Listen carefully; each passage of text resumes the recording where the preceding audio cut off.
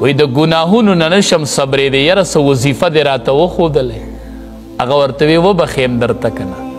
خو زما یو خدمت پکی هله به درته بیا وظیفه خیم وی وبه یې کمه وی څه خدمت تی دی وی د دې بازار نه اپله یو کس دی زه به پیالۍ کې پی در کوم دا پی به هغې کس له وړي او بیا چې ماله راشي چې زه به درته د ګناه نه د بچ کېدو راز وښیم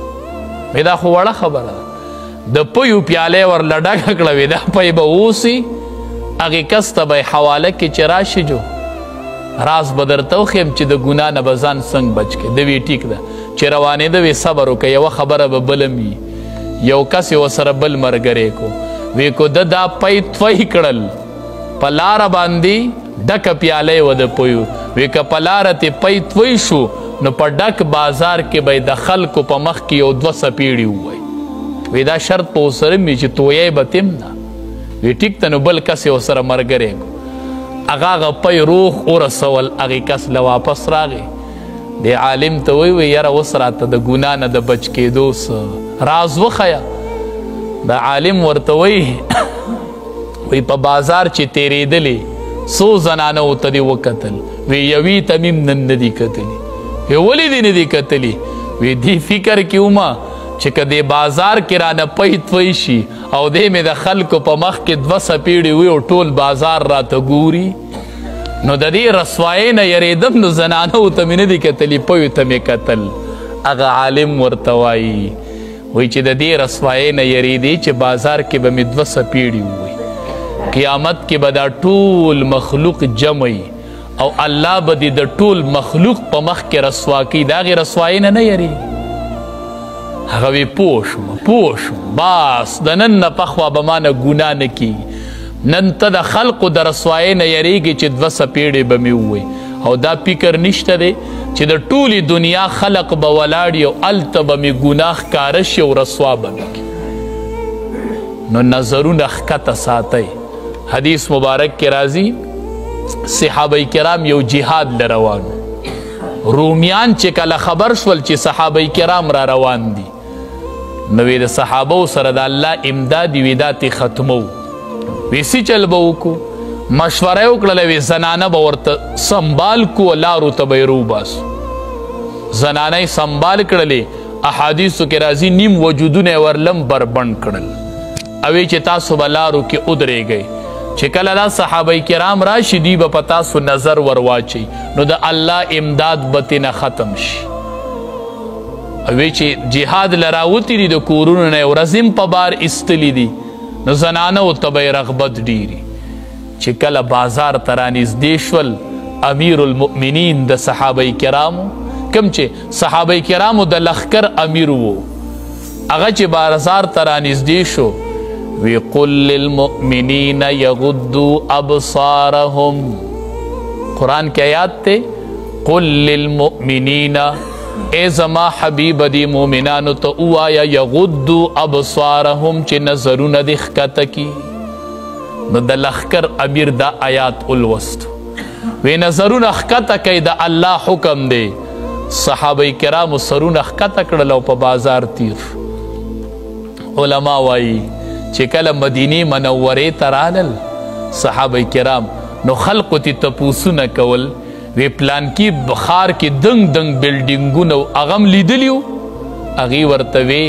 چې مونږ بازار ته نږدې شو زمونږ د امیر د خولې نه دا آیات راغی یغضوا ابصارهم نظرونه ښکته کوي وی مونږ نظرونه داسې ښکته کړي وو چې مونږ د ښار آبادي نه ده لیدلې چې دا څومره آبادي وه چې آبادی نه دی لیدلی نو زنانه به یې څه لیدلي نو ولا تقربوا الفواحش ما ظهر منها وما بطن ولا تقربوا الفواحش من نږدې کیږئ هغې بې حیایو ته ما هغه بې حیایي ظهر منها چې هغه څرګنده وي او ښکاره وي ښکاره بې حیایو ته هم من نږدې کیږئ وما بطن او منځدې کېږئ هغې بې حیایو ته چې هغه پټه وي ولا تقتلوا النفس التي مه وجنئ نفس هغه حرم الله چې الله حرام کړی دی وجل د اغه پتا سو باندې الا بالحق مگر په حق سره یو مسلمان ته د بل مسلمان د وجلو اجازت نشته دی الا بالحق مگر په حق سره درې خبرې دي چې په دې اجازت شته چې بیا مسلمان وجلی شي یو خبره دا ده چې کله دیر شادي شدی او د زنا وکړله نو د ده وجل بیا چې اسلامی قانون اجازت ته چې دی سنگسار شي دا طریقه ده دویم چې کله دی بل کس ووجني نو قصاصن چې اسلامی قانوني نو دی به د هغې په بدله کې وجلی شي دریم چې کله دی مرتد شي اسلام پریدي بادشاهي وقت پورته وي راوړه ټیم به ورته ورکړي که مو واپس نشو نو د مرتد حکم دار چې دا واجب القتل دی دی به ووجلی شي د دې دریو خبرو نه علاوه د یو مسلمان د پاره د بل مسلمان وجل جائز نه دی د مستامن وجلم جائز نه دی چې اسلامی حکومت کې یو کافر اوسیږي او د هغې ملک قوانین منلی لکه زمونږ او ستاسو ملک کې چې اوسیږي دا مستامنین دي دا ذمیان دي ذمي درته وایي چې د مسلمان په ملک کې اوسیږي او د مسلمان ملک قوانین مني لکه زمونږ او ستاسو د ملک کې چې اوسیږي دویم مستأمن دی